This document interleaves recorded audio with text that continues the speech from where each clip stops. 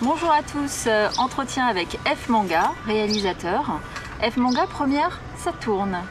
Je dis première en vidéo pour ton film Spécimen qui est sélectionné au Fif de Menton du 31 octobre au 3 novembre prochain.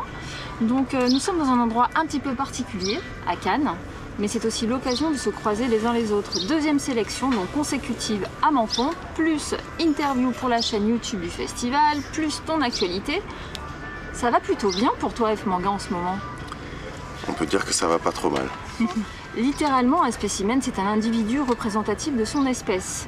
Il existe diverses catégories de spécimens, celui qui imagine que l'humanité descend du singe, celui qui croit que l'homme a été créé par Dieu ou a été créé par des entités supérieures. Ton film Spécimen se rangerait dans quelle catégorie? Mon film Spécimen développe en tout cas suit une théorie parmi tant d'autres qui va à l'encontre de la théorie de l'évolution, donc ce ne serait certainement pas la première catégorie. Classiquement, j'aurais envie de dire qu'il se situerait peut-être dans la deuxième ou la troisième, mais en réalité, ce film ne se situe dans aucune catégorie. Okay. On pourrait essayer de trouver une quatrième catégorie, une cinquième, à voir. Pas mal. Dans Spécimen, nous sommes dans une vie qui enferme, qui cloisonne. C'est une thématique récurrente chez toi. Oui. Pourquoi? Alors c'est une des visions que j'ai de notre vie en fait. Donc Spécimen, c'est un peu une allégorie et une critique du système dans lequel on se trouve, dans lequel on a l'illusion d'être libre. Et qu'est-ce que tu veux montrer ou démontrer par là? Je veux démontrer qu'en fait on se trompe complètement, on n'est jamais libre, on n'est jamais vraiment libre. Comme je disais précédemment, c'est vraiment une illusion. Et on est enfermé dans cette illusion. Et du coup, le temps, c'est aussi très important dans ce film. C'est ressenti dans le jeu de tes acteurs, notamment dans certains accessoires avec des montres, etc. Mais aussi dans ta manière de filmer. Quel est ce rapport au temps? Ça participe de la même idée en fait que le temps, comme la notion de liberté, est une illusion et qui nous enferme également. Et tu joues aussi beaucoup avec la conscience dans ce film. Pas de but, pas de choix, pas de sens de vie. Est-ce que le public devrait se raccrocher aux souvenirs ou à une énergie vibratoire ou alors à rien du tout, selon toi? Alors j'ai envie de dire que le public fait ce qu'il veut, fait ce qu'il peut surtout aussi, avec ce qu'il sait. Mais mon personnage, Doug, a une vision assez pessimiste en fait de la vie et du sens de la vie ou du non-sens de la vie. Et il se rend compte que justement il n'a aucun sens à la vie, en tout cas pas un sens qu'on ait assez de conscience pour pouvoir déterminer lequel il est exactement. Et alors pour le public, je pense que Spécimen sera un choc un petit peu frontal. J'espère. Il va se prendre de plein fouet une forme d'illusion, comme tu disais, qui est en fait une réalité. Ton esthétique aussi est très belle au niveau de l'image.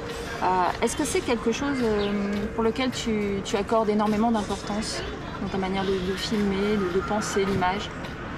L'esthétique de mes images est très importante, comme le son, comme la musique. Ce sont des éléments clés de mes films, au-delà de l'histoire bien entendu et du jeu d'acteur. Je pense que c'est un tout en fait.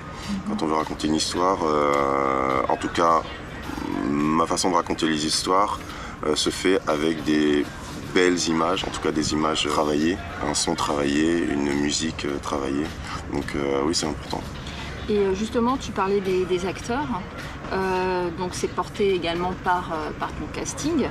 On va y retrouver Doug Rand, Gaël Zax, Bruno Henry, Paul Perrier, Kevin Sardet.